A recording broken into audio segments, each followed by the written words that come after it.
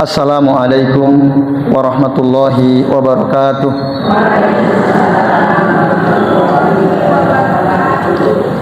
Innal hamdalillah nahmaduhu wa nasta'inuhu wa nastaghfiruh wa na'udzu billahi min shururi anfusina wa min sayyiati a'malina.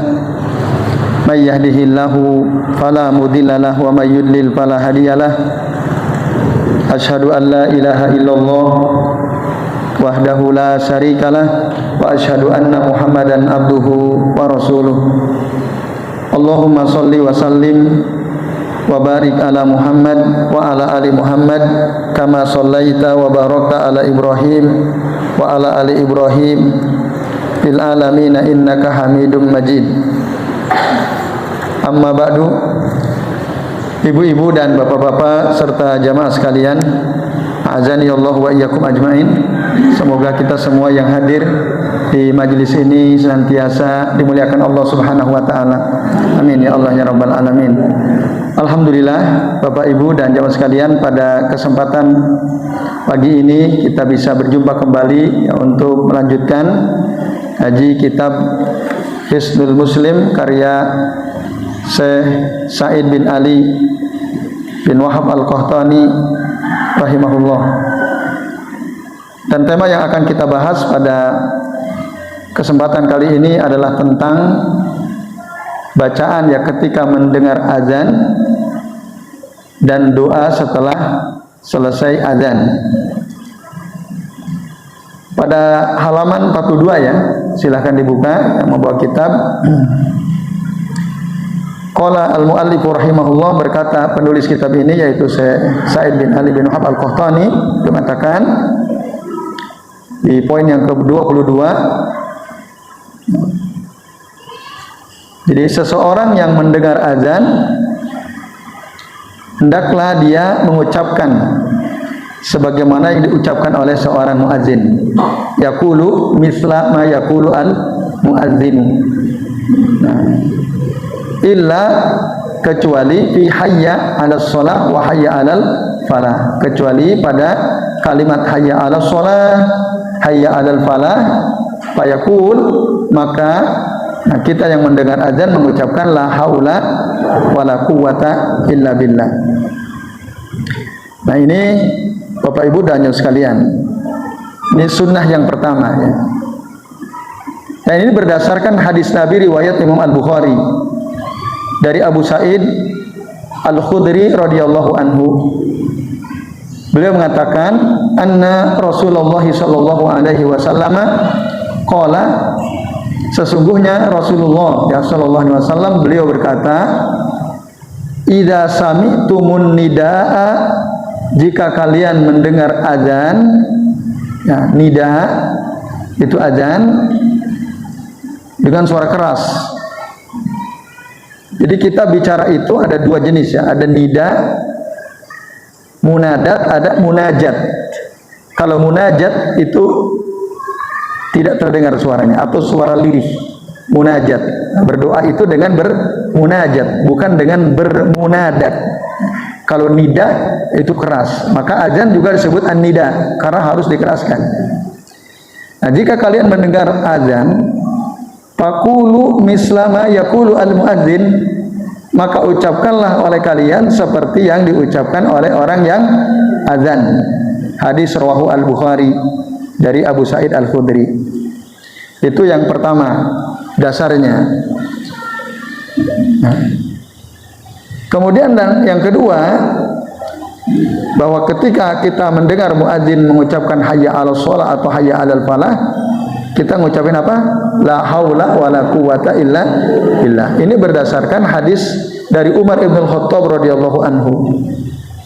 Beliau mengatakan Rasul ya sallallahu alaihi wasallam bersabda, idza qala al muadzinu Allahu akbar, qala ahadukum Allahu akbar, Allahu akbar.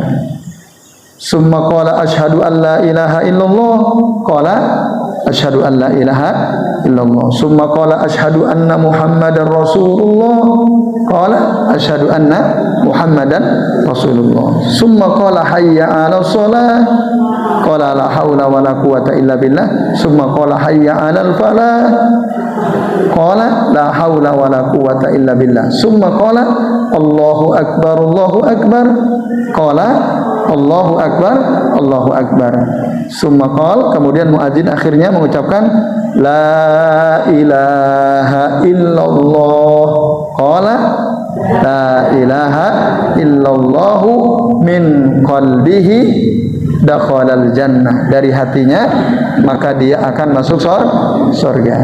Nah, ini Bapak Ibu dan jemaah sekalian, dalil yang menunjukkan bahwa ketika kita mendengar muadzin azan, ucapkan sama persis kecuali pada dua kalimat, hayya 'alas shalah, hayya 'alal falah. Itu. Apa keutamaannya kalau kita menirukan, mengikuti apa yang diucapkan muadzin tadi? Dia ya masuk surga. Nah, tadi Rasul mengatakan illa min qalbihi, jadi ucapkan itu dari hatinya, dakhalal jannah, maka dia akan masuk surga. Nah, ini Bapak Ibu dan jemaah sekalian rahimani wa rahimakumullah. Nah, maka kesimpulannya, dua hadis tadi menunjukkan anjuran untuk menjawab muadzin ketika kita mendengar. Nah, itu mustahab, persis seperti apa yang diucapkannya. Nah, baik kita dalam keadaan punya wudu atau dalam keadaan kita tidak punya wudu, bahkan ketika kita junub sekalipun boleh. Ketika kita ibu-ibu haid nifas boleh, bahkan junub sekalipun boleh. Ya, jadi ijabatul muadzini bil qauli mislu qaulihi likulli man sami'ahu. Jadi menjawab muadzin dengan ucapan seperti yang diucapkan muadzin itu bagi siapa? Likulli man sami'ahu min mutatahhirin, baik dia suci dari hadas besar, hadas kecil, wa muhdasin, atau dari orang yang berhadas kecil, atau ya wa junubin, atau orang yang junub, wa haidin, atau orang yang sedang haid, mimma la mani alahu minal ijabati. Nah, itu tidak ada larangan untuk menjawab gitu. Nah, ini Bapak Ibu dan sekalian, kecuali ka'an yakuna fil khala, ketika kita ada di kamar mandi, di toilet, di WC, au fis shalah, atau ketika kita sedang sholat, lagi sholat jangan jawab lagi sholat. Kita sholat sunnah misalnya, nggak usah jawab. Atau yang ketiga, ketika sedang berhubungan suami istri misalnya, walaupun ya kebangetan masa pas azan kan gitu. Nah, andai kata itu terjadi, maka tidak dijawab ya, dalam tiga keadaan itu. Nah, ini Bapak Ibu sekalian, selain itu jawab. Nah, yang kedua Bapak sekalian, hukum asal menjawab azan itu dilakukan oleh setiap orang mukallaf, laki-laki maupun perempuan gitu.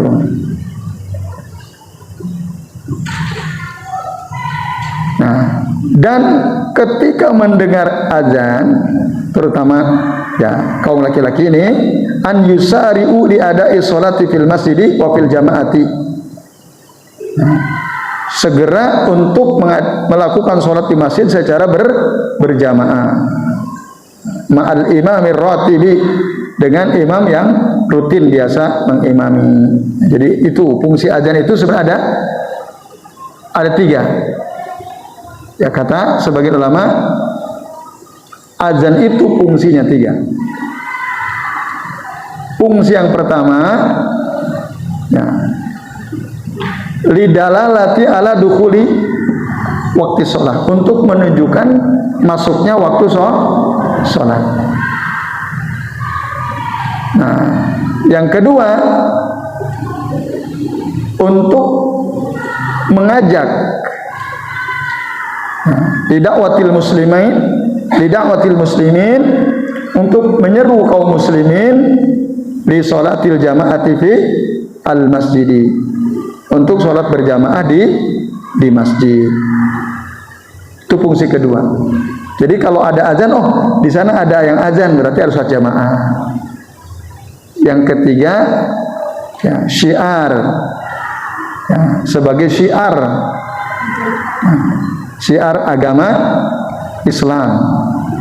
Dulu Rasul ketika akan mendatangi suatu kaum, apakah kaum itu orang kafir atau orang muslim, kampung itu muslim atau kafir, didengarkan ada azan atau tidak. Kalau ada azan, oh mereka berarti sudah ada orang Islam di sana. Nah, syiar. Jadi sekalian, azan itu memang dikeraskan supaya orang tahu, oh di sana ada umat Islam, oh di sana Islam hidup dan seterusnya. Jadi tidak dilirihkan. Kalau azan dikeraskan, semakin keras semakin bagus, apalagi suaranya indah.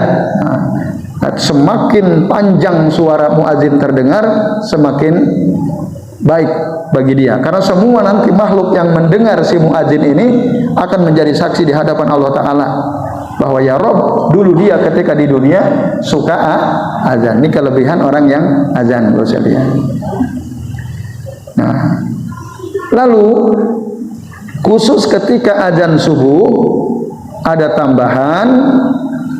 Nah, setelah hayya 'alas shalah hayya 'alal falah, as-sholatu khairum minan naum. Nah, artinya apa? Sholat itu lebih baik daripada tidur. Nah, ini masyru'. Bapak Ibu, kata naumnya dibaca pendek atau panjang? Mana yang benar nih? As-sholatu khairum minan naum atau as-sholatu khairum minan naum? Yang pertama atau yang kedua? Yang pertama, betul.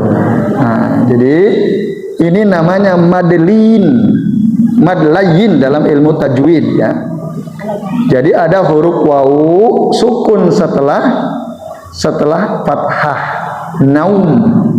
Kalau di tengah-tengah memang dibaca pendek, tapi kalau di akhir kata dibaca panjang seperti kita membaca surah Al-Quraisy. Nah, di situ ada madlayin li'ila fi Quraisy. Nah, ila fihim rihlatasy syita'i was-shayb falyabudu rabb hadzal bait alladzi at'amahum min ju'in wa amanahum min khauf. Nah, kalau di akhir itu dibaca panjang. Azan juga begitu. Nah, apa lalu yang kita ucapkan sebagai orang yang mendengar muadzin subuh mengucapkan as-sholatu khairum minan naum? Apa jawabannya Bapak Ibu? Ayo, siapa yang mau jawab? Gimana Bu? Ya. Shadaqta wa barorta wa ana ala dzalika minasyahidin. Yang lain sama Bu. Ada yang beda nggak? Oke, baik. Terima kasih Bu. Ya. Jadi Bapak Ibu dan jamaah sekalian, di sini diterangkan oleh Sa'id bin Ali bin Wahb al-Qahtani, ketika kita mendengar muadzin mengucapkan as-salatu khairum minan naum, ajabahu sami'u wal mustami'u bimisli ma yaqul. Maka orang yang mendengar, yang perhatikan, menjawab persis sama seperti muadzin, yaitu tetap as-salatu khairum minan naum. Li umumi al-hadis, berdasarkan keumuman hadis tadi riwayat Imam Muslim. Dan wala yaqulu, dan dia tidak mengucapkan shadaqta wa barorta wa ana ala dzalika minasyahidin kama yaqulu ba'dhum, sebagaimana dikatakan oleh sebagian mereka. Itu tidak diucapkan. Apa alasannya? Li adamid dalilis sahih, karena tidak ada dalil yang sahih. Jadi tidak mengucapkan shadaqta wa bararta wa ana ala dzalika minasya, karena ini bagian daripada ibadah, tentu harus didukung dengan dalil yang sahih. Jika tidak maka tinggalkan. Jadi apa yang diucapkan kalau begitu? Sama persis as-salatu khairum minan naum. Nah, ini bisa lihat. Karena apa? Loh kan ini iqamah. Maaf. Adzan ya. Baik. Nah, kemudian yang iqamah. Dalam iqamah itu juga ada kalimat yang berbeda di azan. Betul atau tidak? Apa yang beda dengan azan di iqamah? Qodoko matis shalah. Nah, Bapak Ibu dan jamaah sekalian, ini juga ya ada sebagian orang mengatakan ketika kita mendengar orang iqamah itu mengucapkan qodoko matis shalah, maka apa yang diucapkan yang tersebar di masyarakat adalah apa? Aqamahallahu wa adamaha. Aqamahallahu wa adamaha. Ketika mendengar apa? Qodoko matis shalah. Nah, tetapi ini pun dibantah oleh para ulama. Ucapan aqamahallahu wa adamaha ketika mendengar orang yang iqamah mengucapkan qodoko matis shalah, ini tidak benar. Lidu fil hadisil waridi fi dzalika, karena lemahnya hadis dalam masalah ini. Nah, ini Bapak Ibu dan jamaah sekalian rahimani wa rahimakumullah.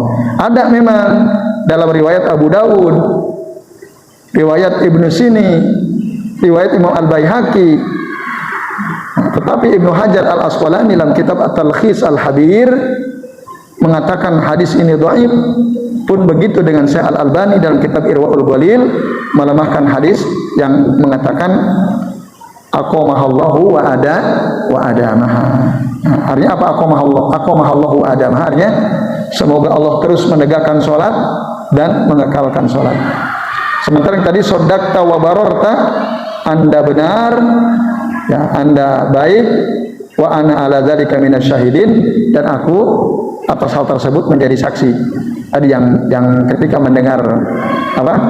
As-salatu khairum minan naum. Secara makna mungkin relevan gitu ya. Tapi karena ini bukan berdasarkan hadis Nabi, maka sebaiknya tidak dilakukan. Nah, ini Bapak Ibu dan jamaah sekalian rahimani wa rahimakumullah. Nah, kemudian apa hukum menjawab azan? Kalau keutamanya tadi kan masuk surga ya. Hukumnya apa? Apakah wajib atau sunnah? Nah, kalau wajib konsekuensinya berarti kalau ada orang tidak menjawab muadzin berdosa. Tapi kalau hukumnya sunnah berarti konsekuensinya apa? Tidak berdosa, cuman dia tidak mendapatkan keutamaan. Nah, ini ya Bapak Ibu dan jamaah sekalian. Nah, dalam hal ini para ulama ya memang ada yang mengatakan wajib. Karena apa? Karena Nabi menyuruh. Nah, berdasarkan hadis yang tadi sudah kami kutip ya.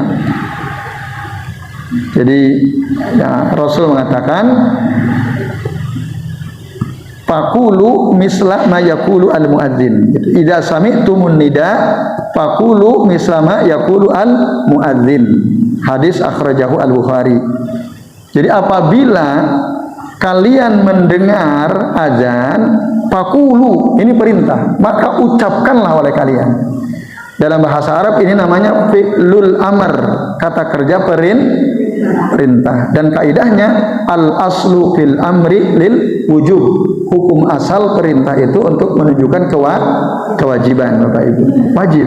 Menurut sebagian ulama dasarnya jelas. Faqulu misla ma yaqulu al muadzin. Tapi sebagian ulama lain mengatakan menjawab azan itu hukumnya mustahab, anjuran, atau bahasa kita sering sebut sunnah. Apa sebab? Nah, apakah ada dalil yang memalingkan dari makna wajib ke makna sunnah atau mustahab? Kan kalau yang mengatakan wajib dalilnya jelas, ya kan? Faqulu, ucapkan oleh kalian mislama yaqulu al muadzin. Nah, yang mengatakan ini mustahab, anjuran, dasarnya adalah bahwa pernah suatu ketika Nabi mendengar azan. Tapi Nabi tidak mengucapkan seperti yang diucapkan muadzin. Pernah itu terjadi, didengar oleh sahabat. Nah, jadi ketika muadzin mengucapkan Allahu Akbar, Nabi nggak ngucapin itu, tapi alal fitrah. Ketika muadzin mengucapkan asyhadu alla ilaha illallah, Rasul mengucapkan kharaja minan nar. Nah, itu mengucapkan kata yang lain. Nah, ini hadis diriwayatkan oleh Imam Muslim. Maka berdasarkan hadis ini, para ulama sebagian mengatakan ini dalil yang menunjukkan bahwa menjawab muadzin itu hukumnya sunnah. Nah, ini al-amru mustahab, kan al-amru mustahabban. Nah, ini pendapat yang paling kuat menurut saya Sa'id bin Ali bin Wahab al-Qahtani. Nah, ini baik Bapak Ibu dan sekalian. Nah, kemudian ya, kesimpulan lain Bapak Ibu dan juga sekalian, kecuali ketika turun hujan, maka muadzin mengganti kata hayya 'alas shalah itu dengan ucapan lain, yaitu ya harusnya hayya 'alas shalah, tapi karena hujan deras maka ya si muadzin dianjurkan untuk mengucapkan atau disunnahkan mengucapkan as-shalatu firrihal atau fi rihalikum, as-shalatu firrihal atau shollu fi buyutikum, sholatlah kalian di rumah kalian. Nah, ini berdasarkan hadis riwayat Abdullah bin Abbas radhiyallahu anhuma. Hadisnya dikeluarkan oleh Imam Al-Bukhari. Ini hadis sahih. Waktu itu sempat ketika Nabi sudah wafat, orang-orang merasa aneh, heran, lu kok azannya beda. Pernah nggak Bapak Ibu muadzin mengucapkan shollu fi buyutikum? Belum pernah ya? Waktu Covid kemarin nggak ada ya? Nah, di beberapa daerah azan tetap dikumandangkan sebagai tanda sudah masuk waktu sholat, tapi muadzinnya mengucapkan shollu fi buyutikum. Ada di beberapa tempatnya melakukan sunnah ini, dan itu memang sunnah gitu. Nah, ini jadi pentingnya. Sekali lagi, ketika hujan deras maka muadzin mengganti kata hayya 'alas shalah dengan ucapan shollu fi buyutikum, atau tadi as-sholatu fi rihal, as-sholatu fi rihal atau fi rihalikum. Jadi nanti kalau ibu-ibu, bapak-bapak mendengar muadzin kok ngucapin ini, aneh atau tidak? Sekarang sudah tidak aneh kan? Karena ilmunya sudah sampai. Nah, dulu sahabat juga begitu. Loh, kok aneh gitu? Azannya seperti ini. Nah, maka ditanyakanlah kepada Abdullah bin Abbas. Walam mastaghraban nasu dzalika qala lahum, ketika orang-orang itu merasa heran, maka berkatalah Abdullah bin Abbas, fa'alahu man huwa khairun minni, telah melakukan perbuatan ini orang yang lebih baik dariku, yaitu siapa? Rasul sallallahu alaihi wasallam. Nah, ini bapak-bapak dan ibu-ibu serta jamaah sekalian. Kemudian ya, di halaman berikutnya, tadi halaman berapa Bapak Ibu?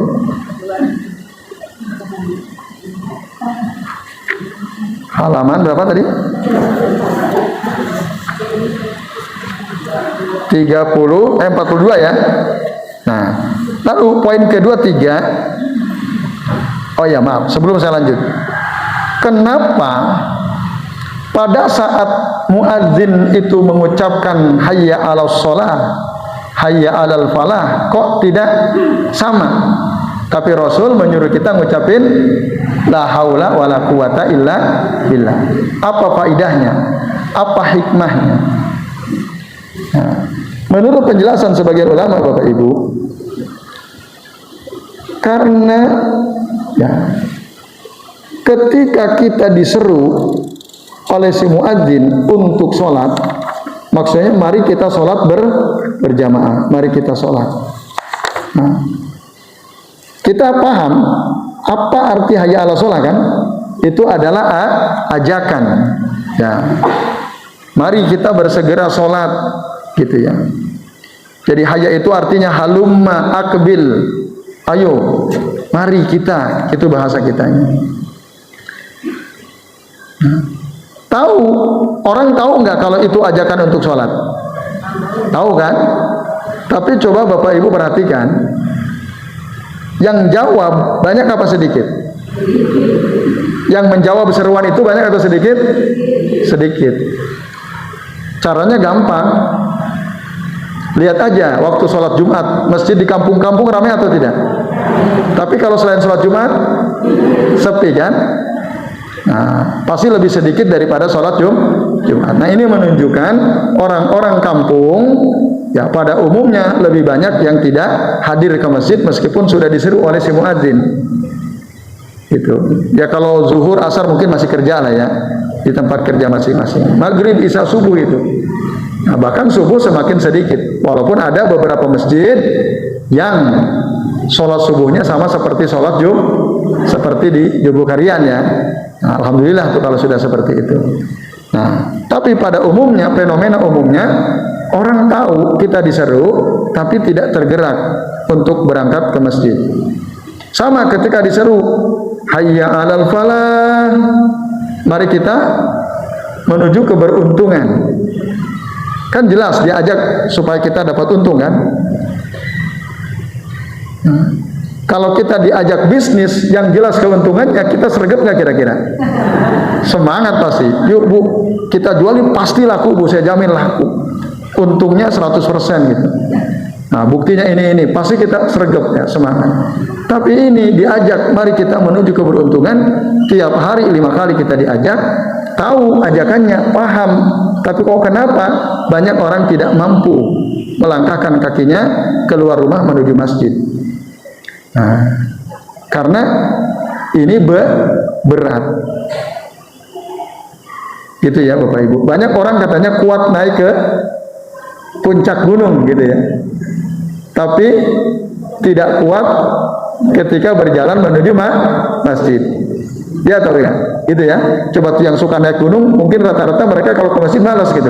Kalau ke gunung semangat luar biasa. Walaupun tentu ada sebagian mereka yang juga semangat ke masjid. Nah, oleh karenanya kita diajarkan oleh Nabi mengucapkan ini, la haula wala quwata illa billah. Supaya kita sadar gitu bahwa tidak ada yang bisa. Haula itu artinya berusaha. Wala quwwah atau haula itu berusaha atau bergerak. Tidak ada orang yang bisa berusaha atau bergerak.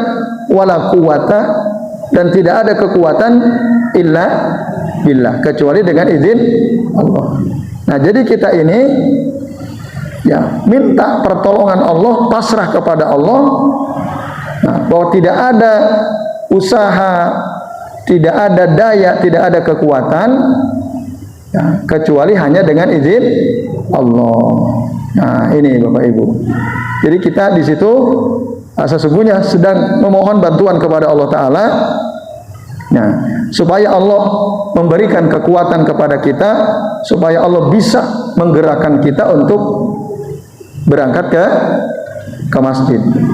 Nah, ketika kita mengucapkan itu berarti kita muhtajun ila isti'anati ila isti'anati billahi azza wajalla. Kita membutuhkan pertolongan Allah azza wajalla, supaya Allah yang gerakin kita, Allah yang berikan kekuatan kepada kita. Nah, ini Bapak Ibu ya dan jamaah sekalian. Maka penting tuh, terutama kalau pas kita lagi malas-malasnya ke masjid gitu ya. Pas diseru hayya 'alas shalah, ucapkan dengan sungguh-sungguh ini, la haula wala quwata illa billah, supaya bisa berangkat ke masjid. Lu ibu-ibu gimana ibu-ibu? Ke masjid apa orang ibu-ibu? Nah, ibu-ibu ya. Menurut sebagian ulama memang yang terbaik sholatnya di rumah. Tapi menurut sebagian yang lain hukum asalnya ibu-ibu juga yang terbaik sholatnya di masjid. Kecuali jika tidak bisa memenuhi syarat-syaratnya. Nah, maka ibu-ibu baru di rumah. Makanya dulu Rasul melarang para suami mencegah isinya yang mau sholat ke masjid. Kata Nabi dalam hadis riwayat Imam Al-Bukhari, la tamna'u ima'allahi masajidallah. Jangan kalian larang istri-istri kalian, hamba-hamba Allah, untuk berangkat ke masjid. Suami tidak boleh melarang istrinya pergi ke masjid. Tidak boleh. Isinya mau sholat jamaah, kok dilarang? Karena sholat jamaah di masjid pahalanya afdalu min sholatil fardhi bi sab'in wa is'ina darajah, lebih utama daripada sholat sendirian sebanyak 27 derajat. Nah ini ibu-ibu ya, sama. Kalau kita di masjid sholatnya segitu tuh pahalanya. Tapi tadi syaratnya ibu-ibu itu harus menghindari potensi fitnah. Di antaranya apa? Ya, ghairu mutabarrijat, tidak bersolet ke masjid, bersolet menor banget gitu ya. Nah ini jangan, ini bahaya nih. Nah, mau sholat jamaah cantik sekali. Nah, ini hati-hati kalau ini. Kalau udah begini ini jangan. Kalau gitu suami perlu curiga. Boleh ngelarang tuh suami, bu mau kemana bu? Sholat jamaah lo kok kamu cantik sekali gitu, di rumah aja nggak kayak gini. Nah kayak gini hati-hati ya, itu boleh dilarang. Itu satu syaratnya. Yang kedua, ghairu mutazanniyat, tidak pakai perhiasan. Mau ke masjid kok gelang semua dipakai, ya, cincin semua dipakai, terus sampai gelang kaki pun dipakai, gelang kaki, sehingga jalan gemerincing. Nah ini, nah kalau begitu lebih baik di rumah. Maka harus ghairu mutazanniyat. Yang kedua. Yang ketiga, ghairu mutatayyibat, tidak pakai minyak wangi. Mau ke masjid kok wanginya luar biasa gitu ya, 10 meter udah lewat masih tercium aroma wanginya. Nah ini bahaya. Nah ini berpotensi menimbulkan fitnah. Kalau begitu di rumah, kalau tidak bisa menghindari minyak wangi yang sangat wangi. Tapi bukan berarti perempuan tidak boleh pakai minyak wangi. Tidak begitu. Yang dilarang itu adalah pakai minyak wangi yang sangat mencolok wanginya, dan dia sengaja memang supaya ingin dicium orang aroma wanginya. Kalau ini ancamannya ngeri. Kata Nabi, ayyuma mura'atin ista'tarat summa marrat, ada kaumin, siapa saja wanita yang memakai minyak wangi kemudian dia berjalan melewati suatu kaum, liyajidu rihaha, supaya mencium aroma wanginya, fahiya zaniyatun, maka dia itu sama seperti pezina. Ngeri kan? Wanita pakai minyak wangi melewati orang-orang supaya kecium wanginya, itu adalah zaniyah, pezina. Bapak ibu-ibu, berat ini. Nah, disamakan dengan pezina oleh Nabi SAW. Tapi tadi bukan berarti ini larangan mutlak. Wanita mutlak tidak boleh pakai minyak, enggak. Alasan larangannya karena tadi ingin dicium aroma wanginya oleh orang lain. Nah, itu ya, itu yang menyebabkan dilarang. Sampai Nabi mengumpamakan atau menyamakan dia dengan pezina. Tapi kalau minyak wangi tidak dalam rangka supaya dicium oleh banyak orang, ya, tapi untuk ya supaya ketika ada orang dekat dengan dirinya ya merasa nyaman, lalu dia pakai minyak wangi yang aromanya itu tidak mencolok. Yang bisa mencium aroma wangi dia itu hanya orang yang dekat, duduk dekat dengannya. Nah, maka minyak wangi yang seperti ini boleh, dan itulah sebaik-baik minyak wangi perempuan. Nah, kata Nabi, khairu tibin nisa, sebaik-baik minyak wangi wanita itu adalah ma zoharo launuhu ya wa khafa rihuhu, yang mencolok warnanya tapi aromanya itu lembut. Artinya tidak banyak orang yang bisa mencium kecuali orang yang dekat dengan dirinya. Nah, ini artinya perempuan juga pakai minyak wangi, Bapak Ibu. Pakai minyak wangi. Cuman tadi jangan yang mencolok. Wah, sayang ini saya belinya di Paris nih. 5 juta nih sebotol. Kalau saya nggak pakai, boleh, tapi pakainya dekat suami tok itu. Ketika bersama suami. Nah, kalau keluar jangan. Walaupun bersama suami, kalau keluar pakai yang sangat mencolok itu bahaya. Nanti ada yang ngelirik. Nah, itu berbahaya. Tapi kalau di rumah silakan pakai minyak wangi sewangi apapun, monggo. Nah, ketika sedang berduaan dengan suaminya. Nah, ini Bapak Ibu dan jamaah sekalian, a'azani Allah wa iyyakum ajmain. Ya, jadi sekali lagi ibu-ibu tadi dia tetap yang lebih utama di masjid jika satu apa tadi? Jika tidak bersolek, jika tidak memakai perhiasan, jika tidak memakai wangi-wangi yang sangat wangi. Yang keempat, ghairu maksufatil aurat. Nah, jika tidak membuka aurat, bukan jika tidak menutup aurat, jika tidak membuka aurat. Nah, jika tidak membuka aurat, silakan. Ibu-ibu kalau ke masjid biasanya buka aurat atau tidak? Yang benar. Masa wah itu betisnya sering kelihatan pada saat jalan sering diangkat itu pakai kaos kaki. Nah, ada nggak ibu-ibu kalau ke masjid rukuhnya diangkat biar nggak kotor, betisnya ketok kemana-mana? Nah, itu nggak usah ke masjid kayak gitu, itu di rumah aja karena auratnya dibuka. Nah, kalau hujan bagaimana? Ya tetap nggak boleh dibuka auratnya gitu. Nah, nanti basah dong ruku saya kan gitu ya Bu ya? Nggak masalah, basah itu najis atau tidak? Bahkan Bapak Ibu andai kata ruku panjenengan terseret terkena tanah, nanti tanah andai kata ada najis gitu ya, ada tanah yang najis kena apa kotoran. Kalau kotoran ayam najis nggak ya? Enggak. Hewan yang halal dimakan dagingnya itu tidak najis kotorannya. Nah, gitu. Misalnya kena air kencing kucing, nah itu baru najis. Andai kata ya ibu-ibu nih ujung rukuh atau bajunya itu terkena najis di tanah yang ada yang dilewati. Dulu ada sahabat wanita tanya kepada Nabi, ya Rasul, kalau kami panjangkan kain baju kami ini nanti akan terkena najis kotoran. Apa kata Nabi?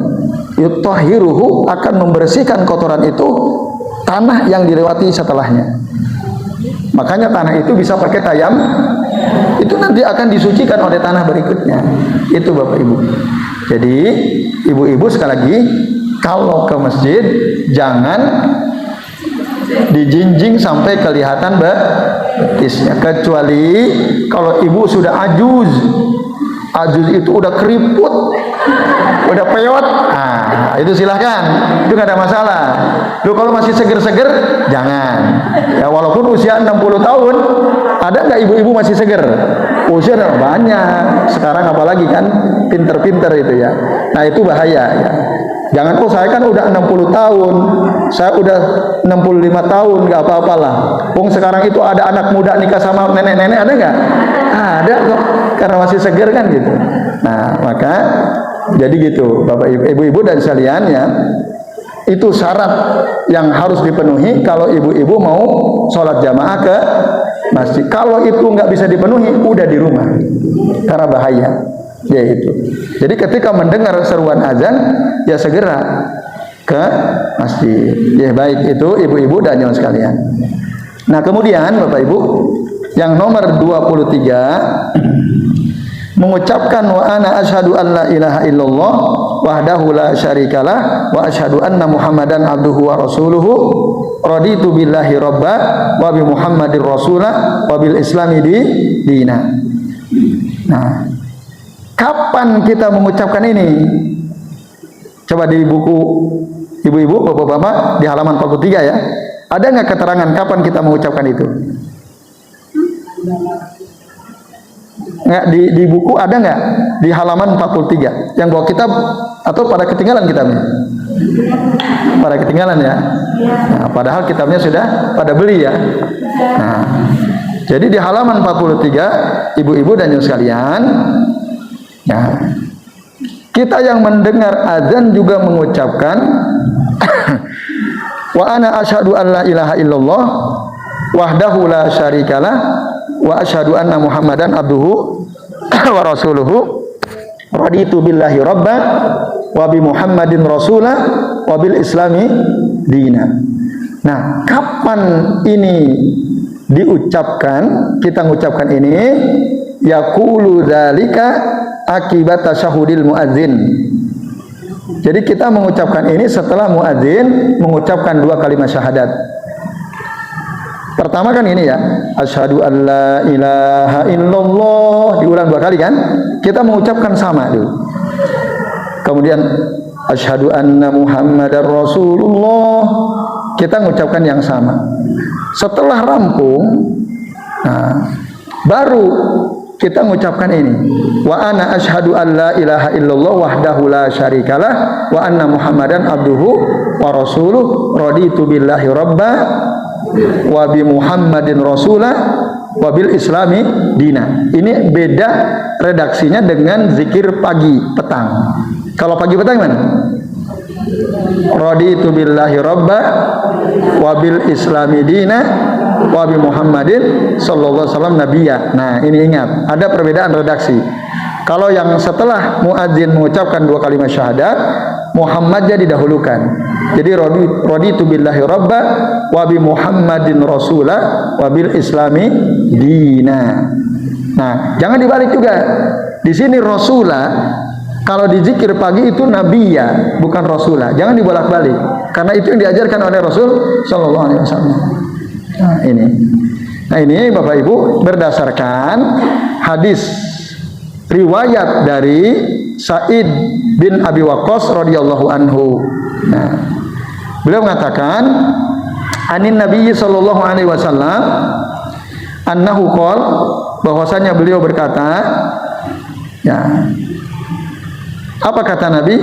Man qala hina yasma'u al-muadzina asyhadu an la ilaha illallah. Ya, barang siapa yang mengucapkan ketika dia mendengar muadzin, maksudnya mendengar muadzin mengucapkan 2 kalimat syahadat, lalu dia mengucapkan asyhadu an la ilaha illallah wahdahu la syarikalah wa anna Muhammadan abduhu wa rasuluh, ya, raditu billahi robba wa bi Muhammadin rasulah wa bil islami dina, ghufira lahu dzambuhu, maka Allah akan ampuni untuknya dosanya.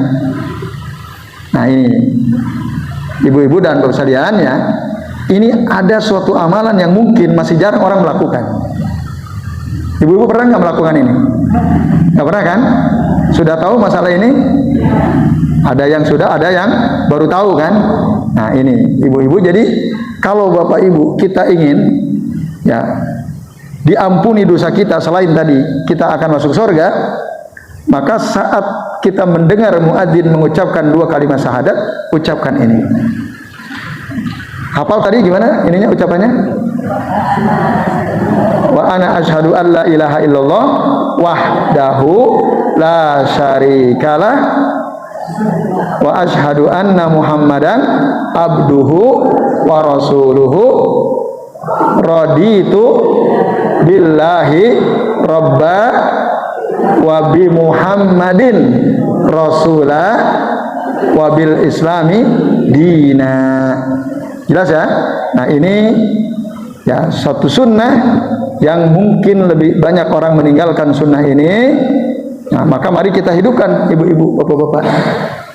Karena terutama ya kalau sunnah mau mati, banyak orang meninggalkan lalu kita hidupkan, Apa kata Nabi? Man ahya sunnati, barang siapa yang menghidupkan sunnahku, ya, faqad ahabbani, maka berarti sungguh dia telah mencintai aku. Wa man ahabbani fahuwa ma'i fil jannah. Barang siapa yang mencintai aku, maka dia akan berada bersamaku kelak nanti di surga. Itu Bapak Ibu ya. Jadi kita hidupkan sunnah ini. Ya, baik. Lalu Bapak Ibu dan hadirin sekalian, kita disuruh mengucapkan ini semua, termasuk tadi seperti muadzin mengucapkan. Yang dimaksud seperti itu, maksudnya ucapannya seperti, bukan tata caranya. Kan ada tata cara pengucapan dengan ucapan, ya atau tidak? Kalau muadzin mengucapinya sama Allahu Akbar, Allah itu ucapan. Ada nggak tata cara mengucapkan kalimat-kalimat azan itu? Ada kan? Satu apa? Dikeraskan suaranya. Maka kalau kita menjawab muadzin, jangan keras. Paham maksudnya kan? Tata caranya nggak diikutin, yang diikutin ucapannya tok. Jadi jangan gini, muadzin azan Allahu Akbar, Allahu Akbar, kita di jalur Allahu Akbar, Allahu Akbar, enggak. Ya, kita dengan suara lirih saja, hanya kita yang mendengar. Itu maksudnya. Jadi yang mislah apa tadi? Ma yaqulu al muadzin, seperti yang diucapkan muadzin, maksudnya hanya pada apa yang diucapkan, bukan bagaimana tata cara mengucapkannya. Nah, ini saya kira penting juga ya, Bapak Ibu dan sekalian. Nah, kemudian Bapak Ibu dan sekalian, yang ke-24 ya,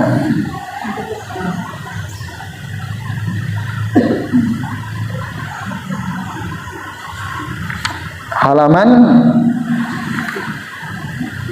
44 ya. Di sini disebutkan membaca sholawat kepada Nabi SAW sesudah azan. Membaca sholawat ya, poin ke-24.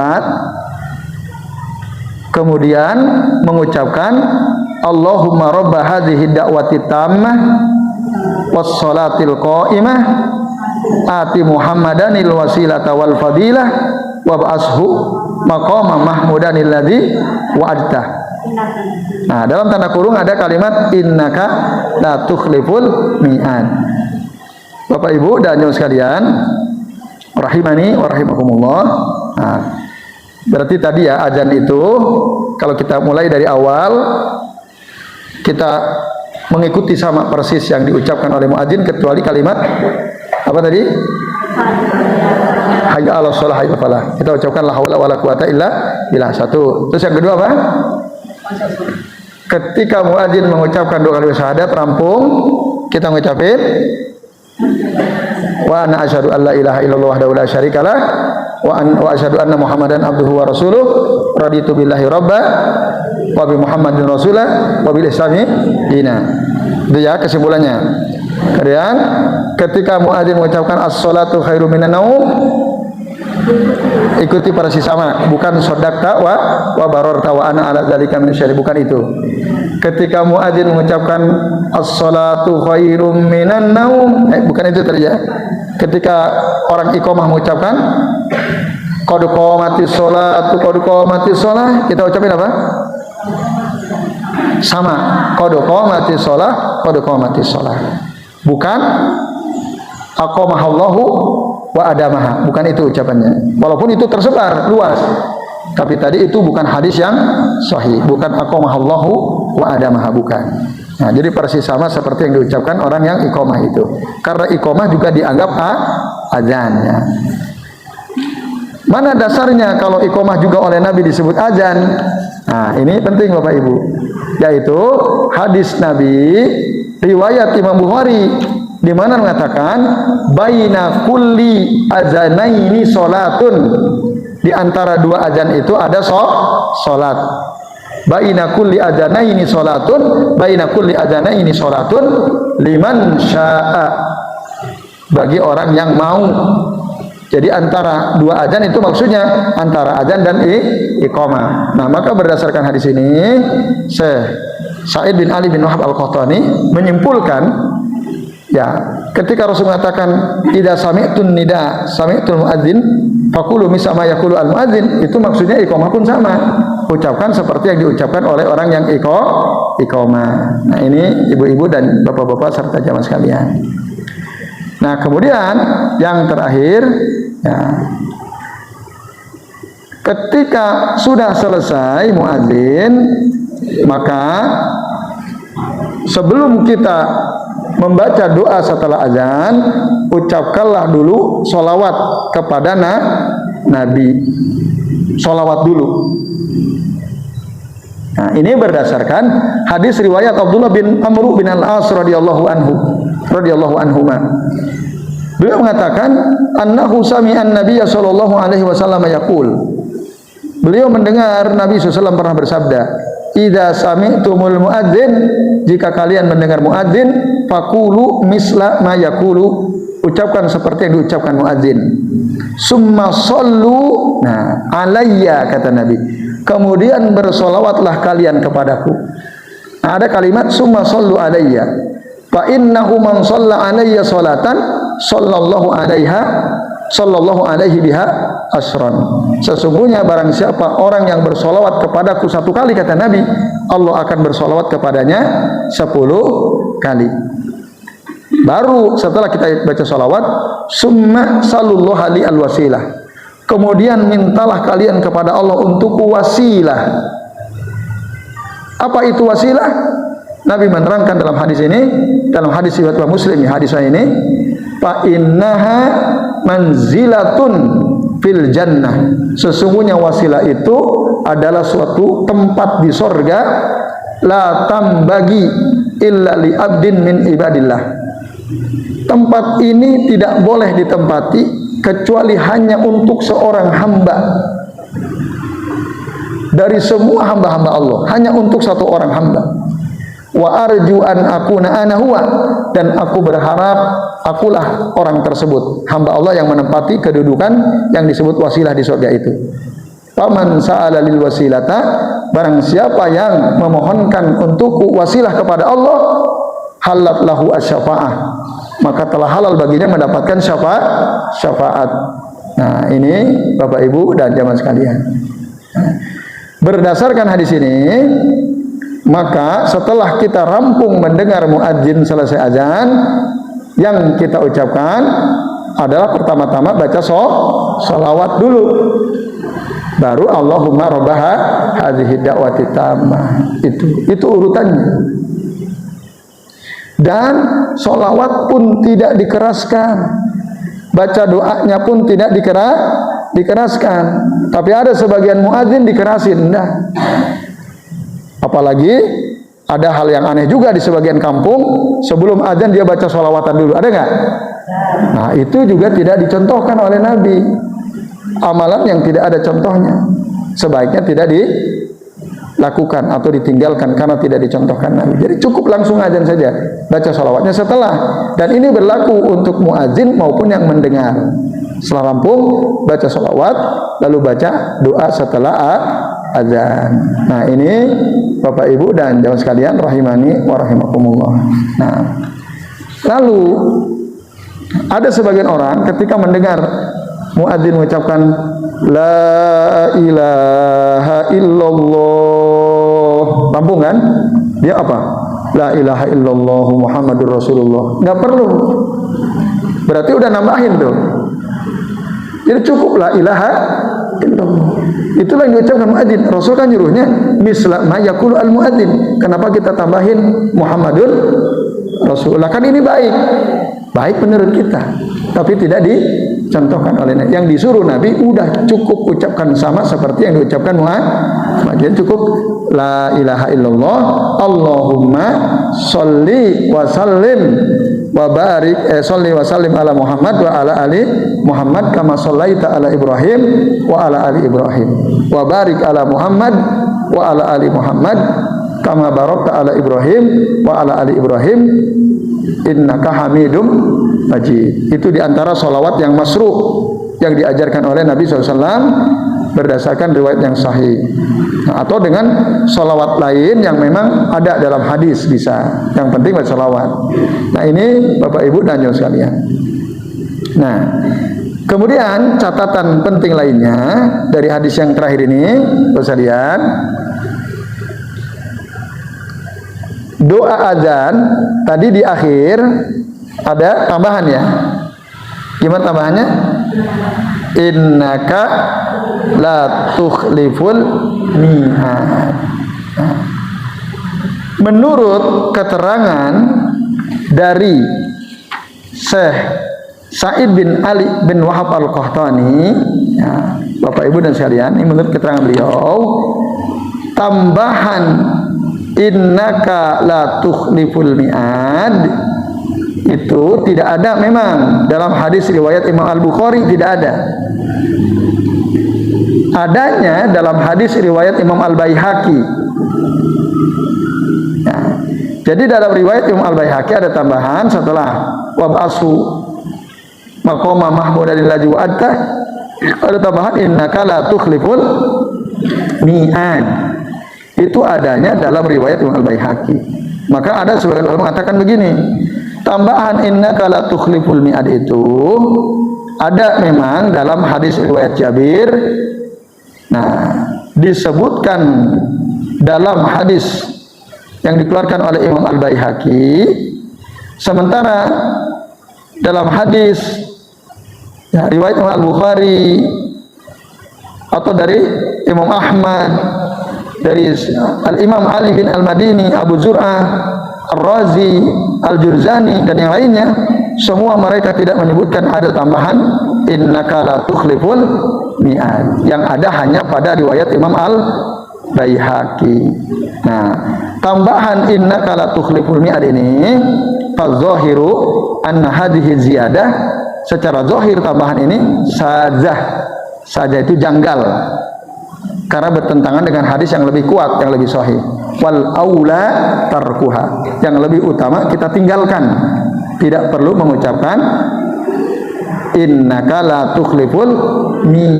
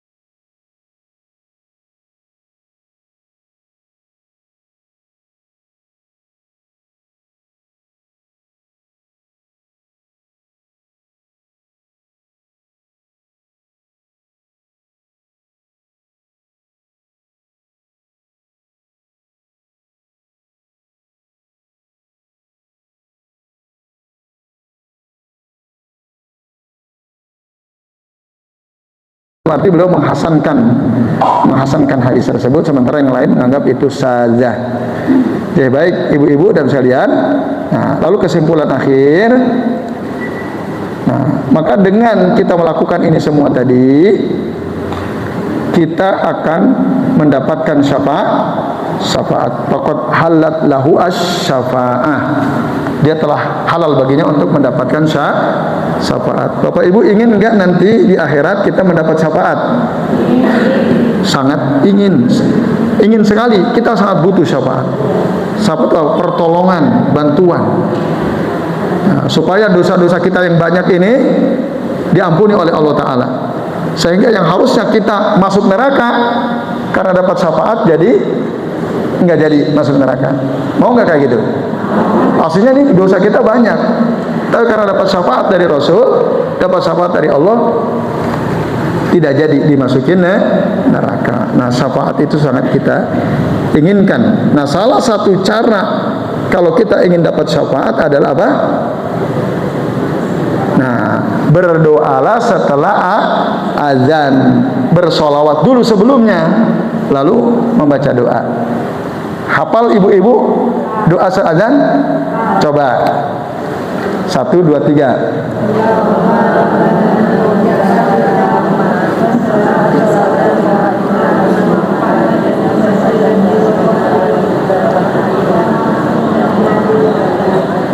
Terus? Oke, sampai situ ya. Ya, baik, bagus Bu, Ibu hafalnya. Tapi ibu-ibu, bapak-bapak, ada enggak orang membacanya agak panjang?